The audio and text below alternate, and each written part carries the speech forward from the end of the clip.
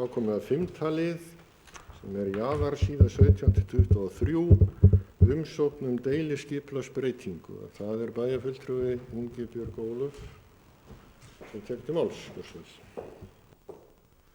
Forseti, ágætu bæjarfulltrúar. Hér 13. liður í fundargerð skipulagsráðs frá 18. apríl síðastliðnum.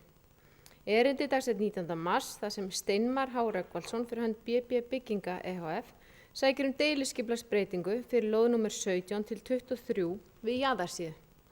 Sótt meðal annars að byggja hús með einhalla þaki og breyta byggingarreit til að setja bílageymslu saman. Skipulagsráð heimilaði umsækjanda þann 4. apríl síðastliðinn að leggja fram tillögu að breytingu á deiluskipulagi. Tillagan dagsett 7. apríl og unnin af Steinmari H. Rögnvaldssyni. Einungis að ræða minniháttar breytingu sem varðar Akureyrar kaupstað og lóðarhafa.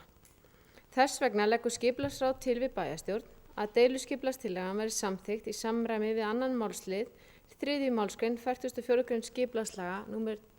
123 frá 2010 og sviðsstjóra skipulagssviðs falið að annast gildistöku hennar. Takk. Bæjarfulltrúi Ingibjörg Ólöf Ísaksinni og lokið máli sínu. Orðið laust.